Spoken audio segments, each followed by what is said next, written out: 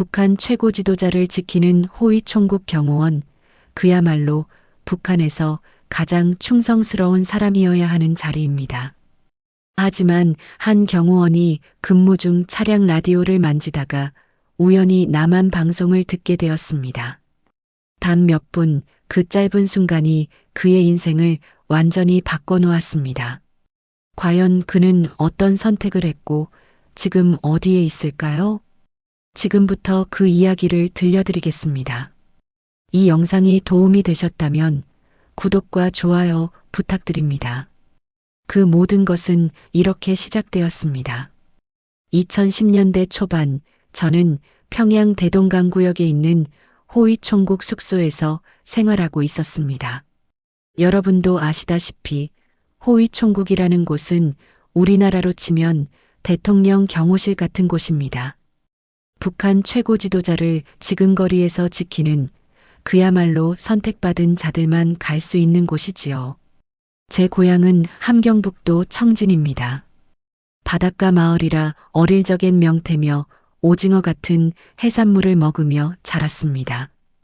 두만강 근처 산천을 뛰어다니던 그 시절 할머니께서 설날이면 해주시던 인절미 맛이 아직도 생생합니다.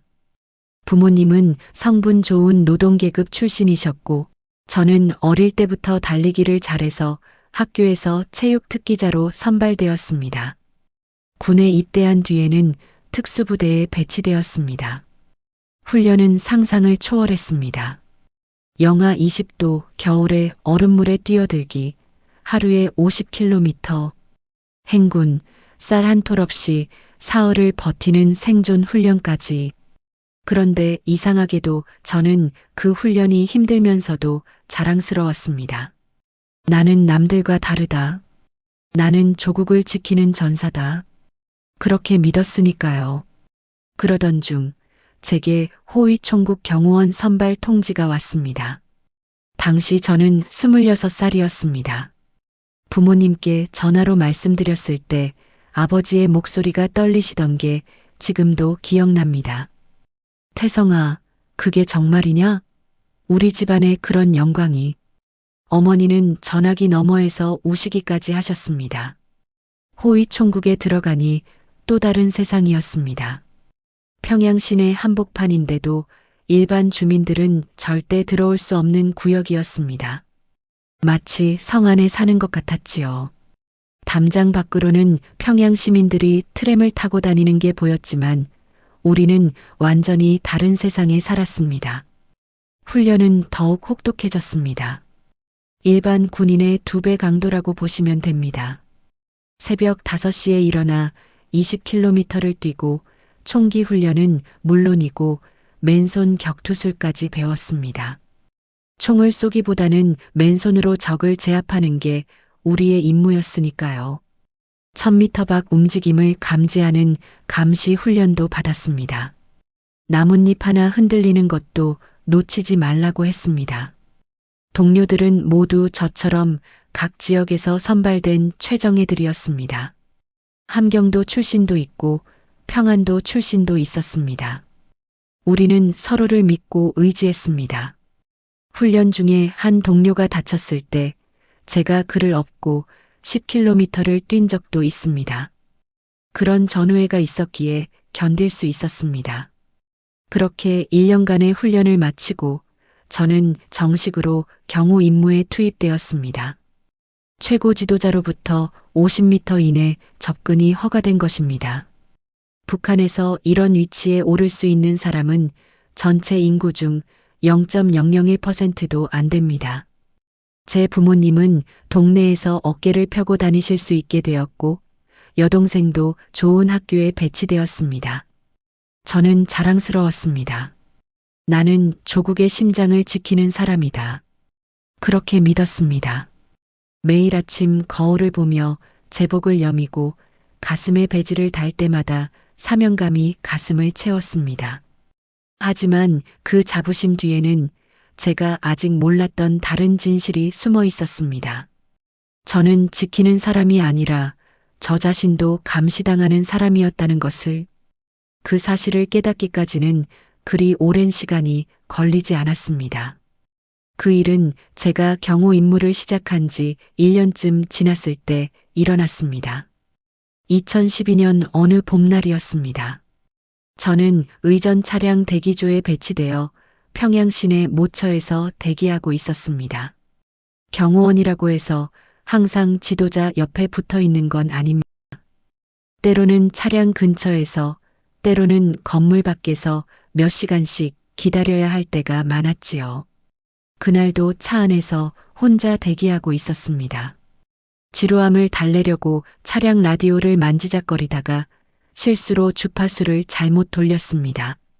북한에서는 라디오 주파수가 고정되어 있어서 함부로 돌릴 수 없게 되어 있는데 그날 그 차량은 특수 차량이라 주파수를 바꿀 수 있었습니다. 지직거리는 소리 사이로 낯선 목소리가 들려왔습니다. 한국말이었습니다. 남한 방송이었던 겁니다.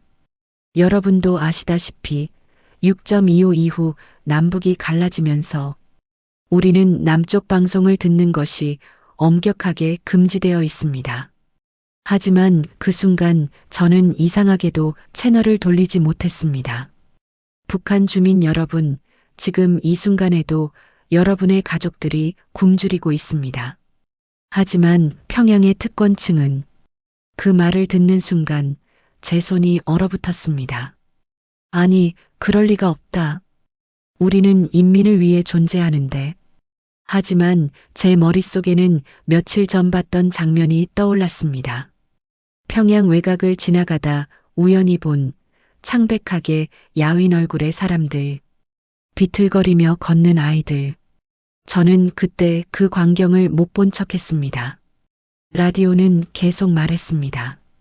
여러분이 배급받지 못하는 그 쌀이 어디로 가는지 아십니까? 저는 급히 라디오를 껐습니다. 심장이 미친 듯이 뛰었습니다. 주변을 둘러봤습니다. 다행히 아무도 없었습니다. 만약 누군가 봤다면 저는 그 자리에서 끝장이었을 겁니다. 경호원이 남한 방송을 듣는다? 그건 사상적으로 완전히 오염되었다는 증거니까요. 하지만 그 짧은 몇 분이 제 머릿속에 씨앗을 심었습니다. 의문이라는 씨앗을요. 그 이후로 저는 조금씩 다르게 보이기 시작했습니다. 경호 임무 중에 지나가는 평양 시민들의 얼굴을요. 행복해 보이지 않았습니다. 웃고 있어도 눈은 웃지 않았습니다. 마치 우리 부모님 세대가 일제시대를 견뎌냈다던 그 표정처럼요. 더 큰 충격은 그로부터 한 달 뒤였습니다.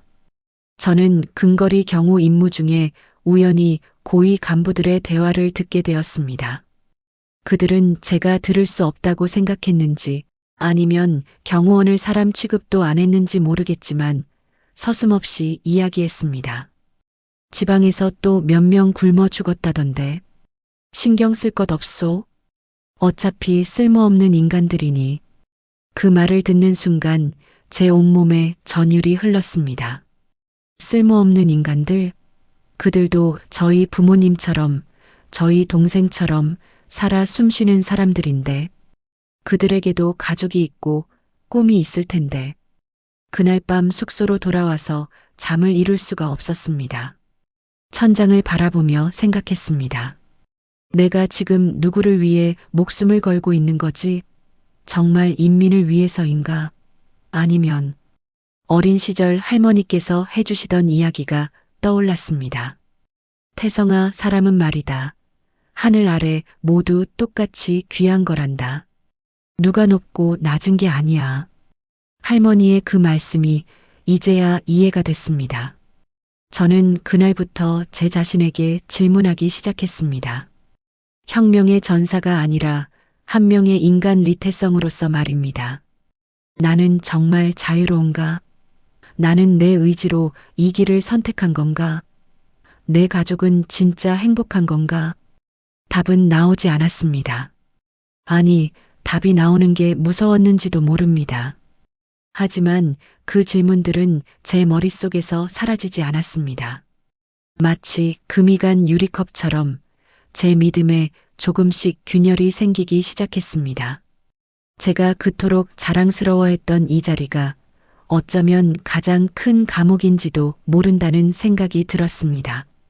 화려한 제복을 입고 있지만 제 영혼은 갇혀 있었던 겁니다. 그 깨달음이 두려웠습니다. 왜냐하면 이미 저는 알아버렸으니까요.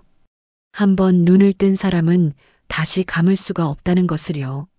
라디오 사건 이후 제 일상은 서서히 무너지기 시작했습니다. 겉으로는 아무 일도 없었습니다. 저는 여전히 경호 임무를 수행했고 동료들과 함께 훈련을 받았습니다. 하지만 제 내면은 완전히 달라져 있었습니다. 한번 의심하기 시작하니 모든 것이 다르게 보였습니다.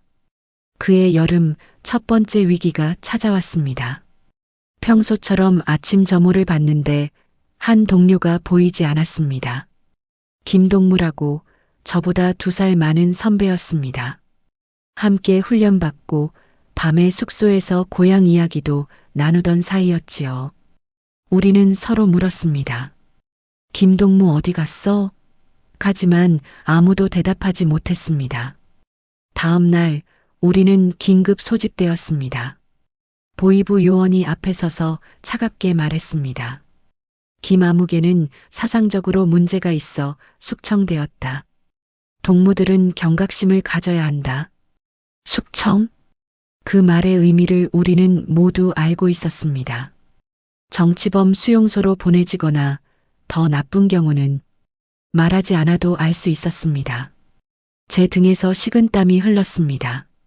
김동무가 무슨 잘못을 했는지는 아무도 몰랐습니다. 어쩌면 저처럼 의심을 했거나 다른 생각을 했을지도 모릅니다. 그날 밤 저는 잠을 이룰 수가 없었습니다.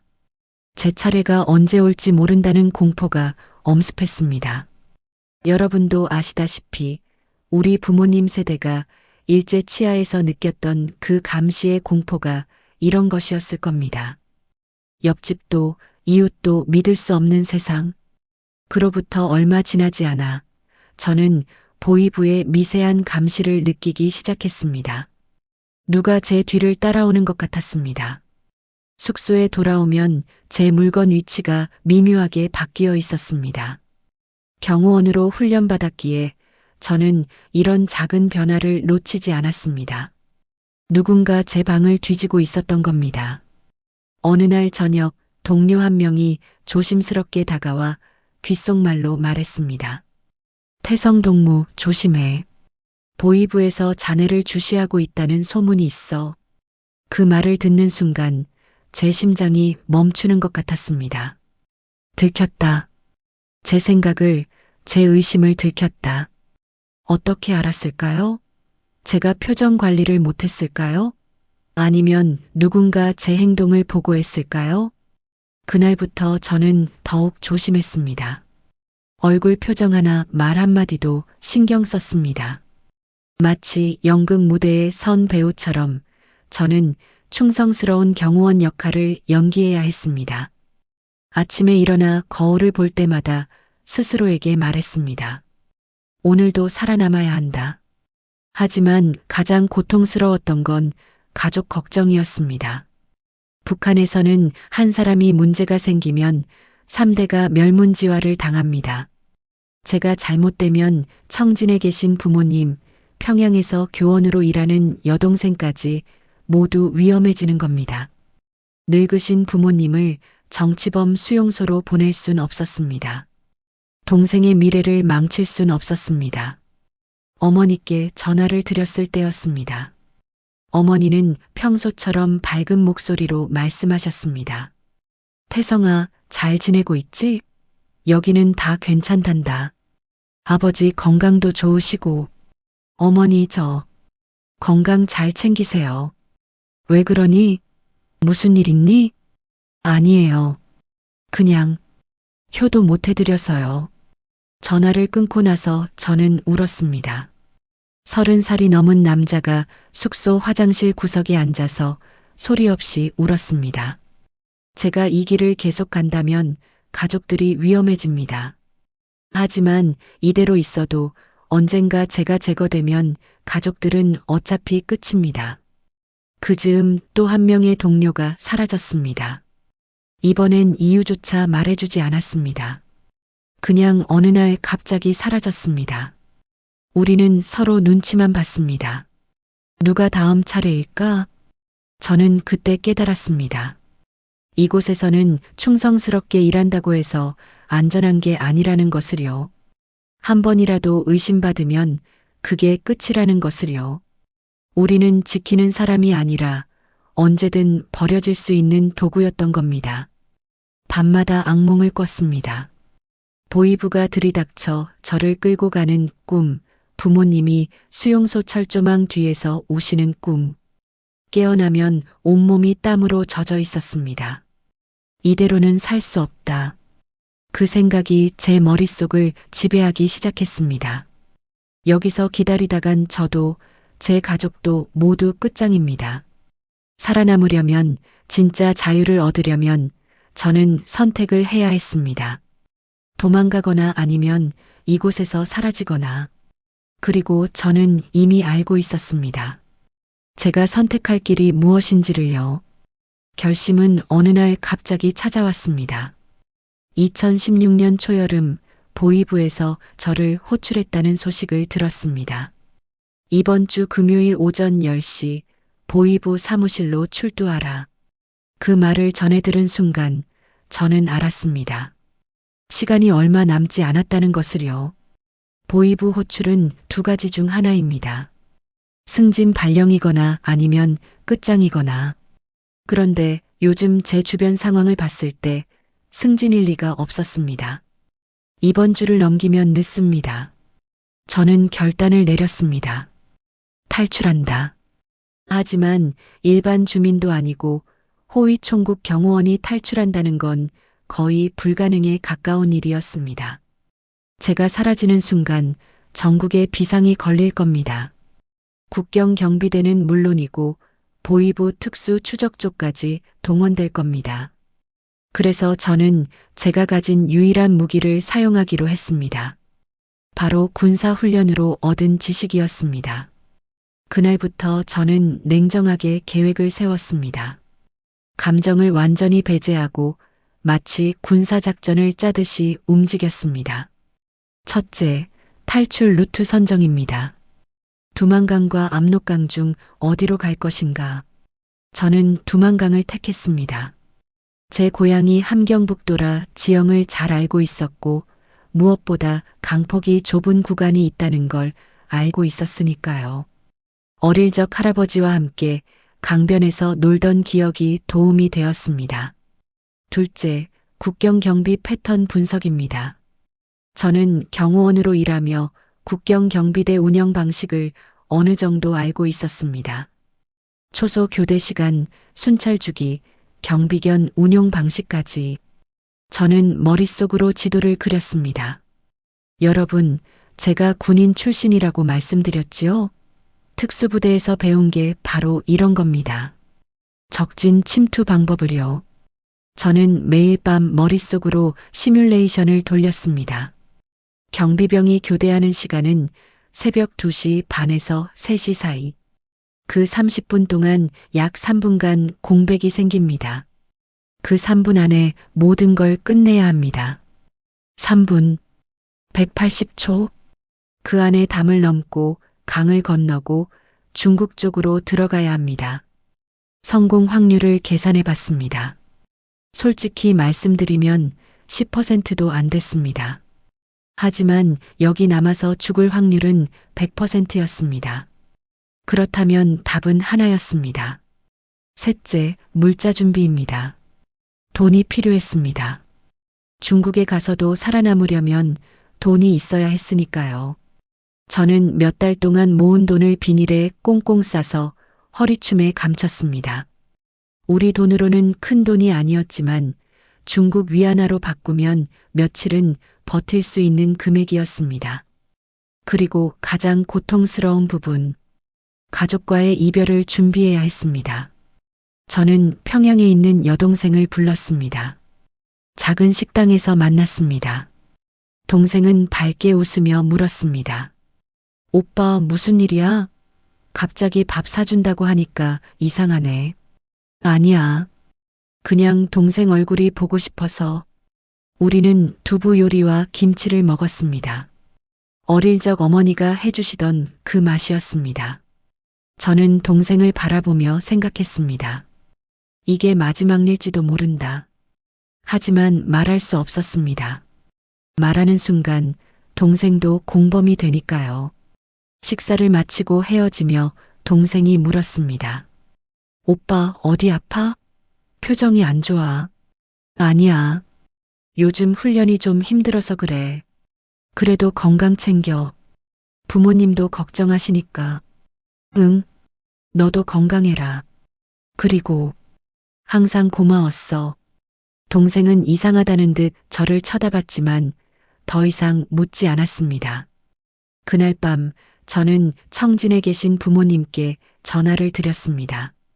어머니가 받으셨습니다. 태성아, 왜 이렇게 늦은 시간에 전화하니? 어머니, 그냥 목소리 듣고 싶어서요. 무슨 일 있니? 목소리가 이상한데. 아니에요. 어머니, 아버지, 항상 건강하세요. 제가 효도 많이 못 해드렸죠? 무슨 소리니? 너는 우리 자랑이란다. 전화를 끊고 나서 저는 한참을 울었습니다. 제가 떠나면 부모님이 얼마나 고생하실까. 보이부가 찾아가서 추궁할 텐데. 하지만 저는 이미 결심했습니다. 차라리 제가 도망가서 언젠가 자유로운 곳에서 부모님을 다시 모실 수 있다면, 통일이 되면 다시 만날 수 있다면. 마지막 밤이었습니다. 저는 숙소 창문으로 평양의 야경을 바라봤습니다. 불빛이 드문드문 보이는 도시. 제가 자랑스러워했던 이 도시가 이제는 감옥처럼 느껴졌습니다. 작은 가방에 최소한의 물건만 챙겼습니다. 여벌 옷 한 벌, 비상식량, 그리고 어린 적 할머니가 주신 작은 사진 한 장. 그게 전부였습니다. 새벽 1시 저는 숙소를 빠져나왔습니다. 경호원으로 훈련받은 제게 숙소 경비는 어렵지 않았습니다. 그리고 평양역 근처에서 대기하고 있던 장사꾼을 만났습니다. 제가 며칠 전 접촉해둔 사람이었습니다. 함경북도까지 데려다주면 돈 줄게. 그는 묻지 않았습니다. 묻지 않는 게 오래 사는 방법이니까요. 트럭 짐칸에 숨어서 북쪽으로 올라갔습니다. 몇 시간을 달렸습니다. 도중에 검문소를 2번 지났지만 제가 준비한 서류 덕분에 무사히 통과했습니다. 새벽 2시 저는 두만강 근처 야산에 도착했습니다. 이제 시작입니다. 여기서부터는 오직 저 혼자입니다. 성공하면 자유, 실패하면 죽음. 저는 어둠 속에서 무릎을 꿇고 하늘을 향해 조용히 기도했습니다. 하늘에 계신 할아버지, 할머니, 저를 지켜주세요. 그리고 부모님, 동생을 부탁드립니다. 그리고 일어섰습니다. 이제 3분의 기적을 만들어야 할 시간이었습니다. 새벽 2시 35분. 제 인생이 결정되는 순간이 왔습니다. 저는 야산 숲속에 엎드려 국경 철조망을 바라봤습니다. 약 200m 앞 초소에서 경비병의 담배불이 보였습니다. 제 귀는 모든 소리를 잡아냈습니다. 경비견이 짖는 소리, 바람에 나뭇잎 흔들리는 소리, 멀리서 강물 흐르는 소리. 군인 시절 배운 게 있습니다. 작전을 실행할 땐 호흡을 고르고 심장을 통제하고 생각을 비워야 한다고. 저는 천천히 숨을 쉬었습니다. 이제 감정은 필요 없습니다. 오직 생존만이 중요합니다. 2시 40분. 교대 시간입니다. 초소에서 다른 경비병이 나왔습니다. 인수인계가 시작됐습니다. 이 순간부터 정확히 3분간 감시 공백이 생깁니다. 저는 손목 시계를 봤습니다. 초침이 움직입니다. 지금입니다. 저는 준비해둔 작은 주머니를 꺼냈습니다. 안에는 생선 비린내가 나는 1000조각이 들어 있었습니다. 경비견의 주의를 돌리기 위한 겁니다. 강한 냄새를 맡으면 개들이 짖으면서 그쪽으로 가게 됩니다. 저는 바람 방향을 확인하고 반대쪽으로 주머니를 던졌습니다. 30초 후 예상대로 경비견들이 짖기 시작했습니다. 하지만 제가 있는 반대 방향으로요. 지금입니다. 저는 몸을 낮추고 달렸습니다. 특수부대 훈련 때 배운 저자세 기동입니다.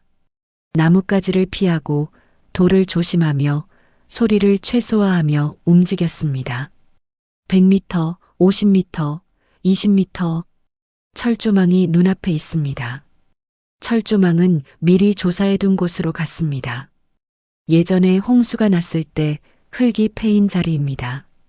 저는 배수로 틈으로 몸을 밀어 넣었습니다. 철조망 아래 좁은 공간. 30살이 넘은 제 몸이 간신히 들어갈 정도였습니다.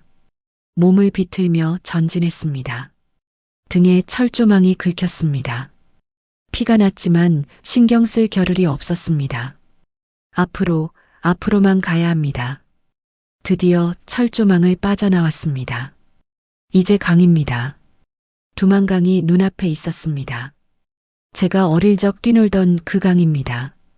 하지만 지금은 생과 사를 가르는 경계선입니다. 강폭은 약 60m. 여름이라 수위가 높았습니다. 저는 옷을 벗어 방수 비닐에 싸서 머리 위로 올렸습니다. 그리고 강물에 몸을 담갔습니다. 차가웠습니다. 한여름인데도 강물은 얼음처럼 차가웠습니다. 헤엄치기 시작했습니다. 소리를 내지 않으려고 개헤엄으로 천천히 움직였습니다. 중간쯤 왔을 때 강 중앙부는 물살이 셌습니다. 몸이 떠내려갔습니다. 아니, 이러다 하류로 떠밀리면. 저는 있는 힘을 다해 물을 저었습니다. 특수부대 훈련 때 한겨울 바다에서 수영한 적이 있습니다. 그때보다는 낫다고 스스로를 다독였습니다. 팔이 아팠습니다. 다리에 쥐가 났습니다. 하지만 멈출 수 없었습니다. 그때였습니다. 북한 쪽에서 호루라기 소리가 들렸습니다. 거기 서라. 들켰습니다. 경비병이 저를 발견한 겁니다. 총소리가 울릴 수도 있습니다. 하지만 이미 강 중앙을 넘어섰습니다. 돌아갈 수는 없습니다. 저는 숨을 깊이 들이마시고 잠수했습니다. 물속으로 깊이, 더 깊이 들어갔습니다. 28초. 군대에서 훈련받은 제 한계 시간입니다. 그 시간 동안 물속에서 최대한 앞으로 나아갔습니다. 폐가 터질 것 같았습니다. 눈앞이 노래졌습니다. 의식이 흐려지는 것 같았습니다. 하지만 계속 팔을 저었습니다. 부모님 얼굴이 떠올랐습니다. 동생의 웃음이 들리는 것 같았습니다. 조금만 더, 조금만 더. 수면 위로 올라왔습니다. 숨을 크게 들이마셨습니다. 뒤를 돌아봤습니다. 이미 70m는 떨어진 것 같았습니다.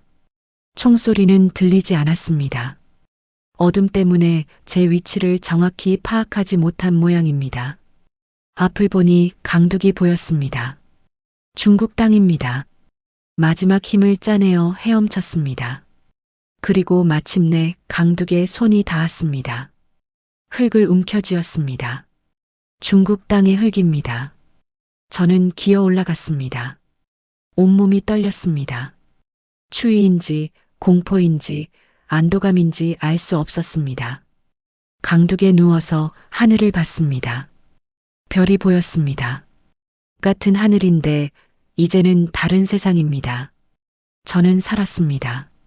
3분의 기적을 해냈습니다. 하지만 기쁨도 잠시 정신을 차렸습니다. 아직 안전하지 않습니다.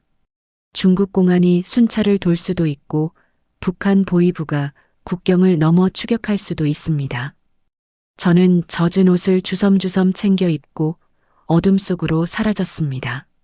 숲속으로, 더 깊은 곳으로. 그렇게 저의 42일간의 도망이 시작되었습니다. 중국 땅에 도착했지만 자유를 얻은 건 아니었습니다. 강을 건너자마자 저는 깨달았습니다. 여긴 또 다른 위험지대라는 것을요. 중국은 탈북자를 보호하지 않습니다. 오히려 잡히면 바로 북한으로 송환됩니다. 특히 저처럼 호위총국 출신이라면 북한 보위부가 중국 공안에 협조 요청을 했을 겁니다.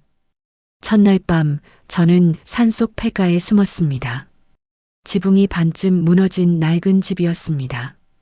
쥐들이 돌아다니고 거미줄이 가득했지만 신경 쓸 겨를이 없었습니다. 저는 구석에 몸을 웅크리고 앉아서 해가 뜰 때까지 기다렸습니다. 날이 밝자 저는 이동했습니다. 하지만 낮에는 절대 사람들 눈에 띄면 안 됐습니다. 제 얼굴은 전형적인 북한 사람 얼굴이었으니까요. 여러분도 아시다시피 북한 사람들은 영양 부족으로 얼굴이 야위고 피부색이 어둡습니다. 중국 사람들과 확연히 다릅니다. 저는 낮에는 숨고 밤에만 움직이는 생활을 시작했습니다. 창고 뒤편, 양계장 구석, 버려진 공장 건물. 낮 동안 숨을 수 있는 곳이라면 어디든 이용했습니다. 밤이 되면 조심스럽게 나와서 이동했습니다. 목적지는 조선족 마을이었습니다. 같은 말을 쓰는 동포들이 있는 곳, 그곳에 가면 도움을 받을 수 있을 거라 생각했습니다. 하지만 이동은 쉽지 않았습니다. 중국말을 못했으니까요. 길을 물어볼 수도 없고 음식을 사 먹을 수도 없었습니다. 저는 밭에서 옥수수를 훔쳐 먹었습니다. 날 것 그대로요. 마을 우물에서 물을 떠 마셨습니다. 그렇게 하루하루를 버텼습니다. 일주일쯤 지났을 때 큰 위기가 찾아왔습니다. 어느 마을을 지나가는데 중국 공안 차량이 보였습니다. 저는 급히 옆 골목으로 숨었습니다. 심장이 터질 듯 뛰었습니다. 공안들이 무언가 이야기하며 지나갔습니다. 중국말이라 무슨 말인지 몰랐지만 분위기상 탈북자를 찾는 것 같았습니다. 그날 이후로 저는 더욱 조심했습니다. 마을 근처에는 아예 가지 않았습니다. 산길로만 다녔습니다. 발에 물집이 잡히고 신발이 닳아 터졌습니다. 배는 고팠지만 참았습니다. 20일째 되던 날 드디어 조선족 마을에 도착했습니다. 밤에 마을 어귀를 조심스럽게 살펴봤습니다. 간판에 글씨가 한글이었습니다. 김치찌개, 냉면 같은 한글 간판들. 눈물이 날 뻔했습니다. 같은 민족이 사는 곳입니다. 저는 한 작은 교회를 발견했습니다. 십자가가 보였습니다. 북한에선 종교가 금지되어 있지만 할머니께서 몰래 하나님을 믿으셨던 게 기억났습니다. 태성아, 하늘에는 우리를 지켜보는 분이 계신단다. 교회 문을 두드렸습니다. 한참 후 문이 열렸습니다. 50대쯤 되어 보이는 조선족 목사님이 나왔습니다. 누구십니까? 저는 말문이 막혔습니다. 북한에서 왔다고 하면 신고당할 수도 있습니다. 하지만 목사님은 제 얼굴을 보더니 조용히 말씀하셨습니다. 들어오세요. 우선 밥부터 먹어야겠어요. 그 말에 저는 무너졌습니다. 20일 만에 처음으로 따뜻한 말을 들었습니다. 목사님은 저를 교회 지하실로 데려가셨습니다. 거기엔 이미 다른 탈북자 2명이 있었습니다. 목사님이 밥을 가져다 주셨습니다. 흰 쌀밥에 김치찌개였습니다. 저는 숟가락을 들었다가 멈췄습니다. 눈물이 나왔습니다. 이게 얼마 만에 제대로 된 밥인지. 천천히 드세요. 급하게 먹으면 체합니다. 목사님의 말씀을 듣고 저는 천천히 눈물을 흘리며 밥을 먹었습니다. 그 교회에서 저는 20일을 더 머물렀습니다. 목사님은 저를 숨겨주시고 브로커와 연락을 취해 주셨습니다. 한국으로 갈 수 있는 길을 찾아주신 겁니다. 하지만 그 기간이 가장 무서웠습니다. 언제 북한 보위부 추적조가 올지 몰랐으니까요. 북한은 탈북자를 잡기 위해 중국에 비밀 요원을 보냅니다. 특히 저처럼 중요한 인물은 끝까지 쫓습니다. 어느 날 밤 교회 밖에서 낯선 사람들이 어슬렁거리는 게 보였습니다. 목사님이 긴장하신 표정으로 말씀하셨습니다. 내일 새벽에 떠나야겠어요. 더 이상 여기 있으면 위험합니다. 42일째 되던 날 새벽 저는 트럭 짐칸에 숨어서 다시 이동했습니다. 목적지는 동남아시아였습니다. 그곳을 거쳐 한국 대사관으로 가는 루트였습니다. 목사님께서 마지막으로 제 손을 잡으며 말씀하셨습니다. 하나님이 함께 하실 겁니다. 꼭 살아서 자유를 누리세요. 목사님, 은혜를 어떻게 갚아야 할지. 갚을 필요 없어요. 같은 민족 아닙니까? 나중에 통일이 되면 북에 있는 사람들도 이렇게 도와주세요. 저는 고개를 숙여 인사했습니다. 그리고 트럭이 출발했습니다. 42일간의 중국 생활이 끝났습니다. 이제 진짜 자유를 향한 마지막 여정이 시작됩니다. 중국을 떠나 동남아시아로 향하는 여정은 또 다른 시련이었습니다. 트럭에서 버스로, 버스에서 기차로, 기차에서 다시 차로, 브로커가 안내하는 대로 움직였습니다. 중간중간 검문이 있었지만 브로커가 준비한 가짜 서류 덕분에 넘어갈 수 있었습니다. 국경을 넘을 때마다 심장이 얼어붙었습니다. 만약 걸리면 끝입니다. 중국으로 다시 송환되고 그러면 북한으로 넘겨집니다. 호위 총국 경호원 출신이 탈북했다? 그건 공개 처형감입니다. 일주일을 이동한 끝에 라오스에 도착했습니다. 그곳에서 다른 탈북자들과 합류했습니다. 젊은 여성 둘, 나이 든 남자 한 명. 모두 지친 얼굴이었습니다. 그중 한 여성이 어린아이를 안고 있었습니다. 2살쯤 되어 보이는 아이였습니다. 아이는 엄마 품에서 조용히 있었습니다. 울지도 않았습니다. 너무 어린 나이에 이미 조용히 있어야 산다는 걸 배운 아이였습니다. 언제 한국 가요? 그 여성이 물었습니다. 목소리에 간절함이 묻어났습니다. 곧 갈 겁니다. 조금만 더 참으세요. 저는 위로했지만 사실 저도 불안했습니다. 브로커를 믿을 수 있을까? 돈을 받고 우리를 팔아넘기는 건 아닐까? 하지만 다행히 그 브로커는 진짜였습니다. 여러분도 아시다시피 탈북자를 돕는 선한 사람들이 있습니다. 한국의 목사님들, 인권 활동가들이 목숨 걸고 우리를 도와줍니다. 라오스에서 태국으로 넘어가는 길이 가장 험했습니다. 정글을 걸어서 넘어가야 했습니다. 밤에 출발해서 다음날 아침까지 걸었습니다. 뱀이 지나가고 벌레가 물어뜯었습니다. 아이를 안은 여성은 힘들어했습니다. 제가 안아드릴까요?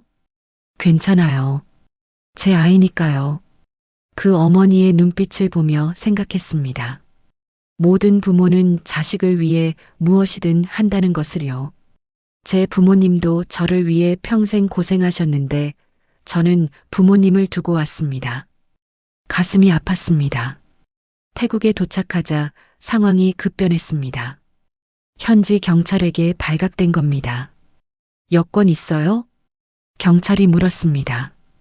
물론 없었습니다. 우리는 불법 입국자였으니까요. 경찰은 우리를 연행하려 했습니다.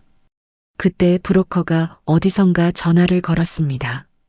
한참 후 한국 대사관 직원이 왔습니다.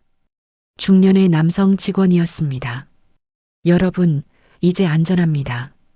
우리가 보호하겠습니다. 그 말을 듣는 순간 그 어머니가 주저앉아 울기 시작했습니다. 나이 든 남자도 얼굴을 가렸습니다. 저도 눈시울이 뜨거워졌습니다. 한국 대사관으로 갔습니다. 대사관 정문을 들어서는 순간 태극기가 보였습니다. 빨강, 파랑, 검정의 그 문양. 저는 그 앞에 서서 한참을 바라봤습니다. 저 깃발 아래가 우리나라입니다. 직원이 말했습니다. 우리나라, 같은 민족, 같은 언어를 쓰는 곳. 북한도 우리나라라고 배웠지만 진짜 자유가 있는 우리나라는 여기였습니다. 대사관에서 일주일간 머물며 서류 작업을 했습니다. 신원 확인, 탈북 경위 조사. 저는 제가 호위 총국 출신이라고 밝혔습니다. 직원들이 놀랐습니다. 호위 총국이요? 정말입니까? 네. 증거가 필요하면 보여드릴 수 있습니다. 저는 북한 내부 시설 배치, 경호 체계 등을 상세히 설명했습니다. 직원들은 기록하면서 고개를 끄덕였습니다. 드디어 출국 날이 왔습니다. 비행기를 타고 한국으로 가는 날입니다. 공항으로 가는 차 안에서 그 어머니가 말했습니다. 언니, 한국 가면 뭐 하고 싶어요? 저요? 먼저 부모님께 편지를 쓰고 싶어요. 살아있다고, 언젠가 꼭 다시 만나자고. 그러게요. 저도 북에 두고 온 어머니가. 우리는 모두 북에 가족을 두고 왔습니다. 이상가족입니다. 6.25 때 헤어진 우리 조부모님 세대처럼 우리도 가족과 헤어졌습니다. 언제 다시 만날 수 있을까요? 통일이 되면 만날 수 있을까요? 비행기에 올랐습니다. 생전 처음 타보는 비행기였습니다. 좌석에 앉아 창밖을 봤습니다. 구름 위를 날아갑니다. 하늘에서 보니 국경도 보이지 않았습니다. 같은 하늘인데 왜 우리는 갈라져 있을까요? 몇 시간 후 기장의 안내 방송이 들렸습니다. 곧 인천국제공항에 도착하겠습니다. 대한민국에 오신 것을 환영합니다.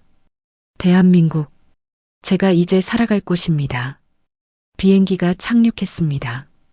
바퀴가 땅에 닿는 순간 승객들이 박수를 쳤습니다. 저도 손뼉을 쳤습니다. 살았습니다. 자유를 얻었습니다. 비행기 문이 열리고 저는 계단을 내려갔습니다. 한국 땅을 밟았습니다. 대한민국의 땅을요. 하늘을 올려다봤습니다. 같은 하늘이지만 이제는 자유로운 하늘입니다. 부모님, 저 살았습니다. 언젠가 꼭 다시 뵙겠습니다. 작은 목소리로 중얼거렸습니다. 그리고 공항 안으로 걸어 들어갔습니다. 새로운 삶을 향해서요. 인천공항을 나오자 국정원 직원들이 기다리고 있었습니다. 리태성 씨 맞으십니까? 네, 맞습니다. 그들은 저를 서울의 한 건물로 데려갔습니다. 조사를 받아야 한다고 했습니다. 탈북자는 모두 거쳐야 하는 과정이라고 했습니다. 조사실에 앉았습니다. 2명의 조사관이 앞에 앉았습니다. 호위 총국 경호원 출신이라고요? 네. 2011년부터 2016년까지 근무했습니다. 저는 제가 경험한 모든 것을 이야기했습니다. 호위 총국의 구조, 훈련 방식, 경호 시스템, 그리고 제가 어떻게 탈출을 계획하고 실행했는지. 조사관들은 제 이야기를 들으며 놀라워했습니다. 이건 일반 군인이 할 수 있는 수준이 아닙니다. 당신이 그린 국경 경비 패턴이 정확합니다. 정말 혼자 이 모든 걸 계획했습니까? 네. 살기 위해서였습니다. 조사는 며칠 계속되었습니다. 하지만 힘들지 않았습니다. 이건 신문이 아니라 확인 과정이었으니까요. 그들은 저를 의심하는 게 아니라 정보를 수집하는 것이었습니다. 마지막 날 조사관이 말했습니다. 리태성 씨, 대한민국에 오신 것을 환영합니다. 이제 당신은 자유입니다. 그리고 제게 신분증을 건넸습니다. 대한민국 주민등록증이었습니다. 제 사진이 박힌, 제 이름이 적힌 신분증. 그것을 받아드는 순간 눈물이 났습니다. 35살 남자가 호위 총국 경호원 출신이 사람들 앞에서 울었습니다. 괜찮습니다. 우시는 게 당연합니다. 조사관이 조용히 말했습니다. 이후 저는 하나원에 갔습니다. 탈북자들이 한국 사회에 적응하도록 돕는 교육기관입니다. 거기서 석 달을 보냈습니다. 처음엔 모든 게 신기했습니다. 24시간 편의점이 있다는 것, 밤에도 불이 환하게 켜진다는 것, 인터넷으로 전 세계 뉴스를 볼 수 있다는 것. 마트에 갔을 때 가장 충격이었습니다. 물건이 넘쳐났습니다. 쌀, 고기, 과일, 채소. 북한에서는 배급도 제대로 안 나오는데 여기선 버리는 음식이 더 많았습니다. 말투도 달랐습니다. 북한에서는 동무라고 하는데 남한에서는 씨라고 불렀습니다. 억양도 달랐습니다. 처음엔 제 억양 때문에 사람들이 저를 이상하게 봤습니다. 어디서 오셨어요? 아, 함경도에서 왔습니다. 아, 북한에서 오셨구나. 힘드셨겠어요. 대부분의 사람들은 친절했습니다. 하지만 가끔은 차별도 있었습니다. 탈북자니까 못 믿겠다는 말을 들을 때도 있었습니다. 그럴 때마다 마음이 아팠지만 이해했습니다. 아직 분단의 상처가 남아있으니까요. 하나원을 수료하고 저는 서울에 작은 방을 얻었습니다. 정부에서 정착 지원금을 주었습니다. 그 돈으로 생활하며 일자리를 찾았습니다. 경비 일을 시작했습니다. 아이러니했습니다. 북한에서는 최고 지도자를 지켰고 남한에서는 아파트를 지키는 경비원이 되었습니다. 하지만 부끄럽지 않았습니다. 이건 제가 선택한 일이었으니까요. 밤 근무를 설 때면 고향 생각이 났습니다. 청진의 부모님은 잘 계실까? 동생은 무사할까?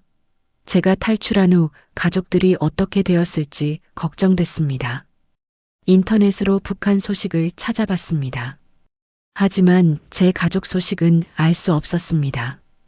편지를 보낼 방법도 없었습니다. 국경은 여전히 닫혀 있었습니다. 어느 날 밤 근무 중에 하늘을 올려다봤습니다. 별이 보였습니다. 북한에서 봤던 그 별들입니다. 같은 하늘 아래 살고 있습니다. 부모님도 이 별을 보고 계실까요? 어머니, 아버지, 저 여기 잘 살고 있습니다. 걱정하지 마세요.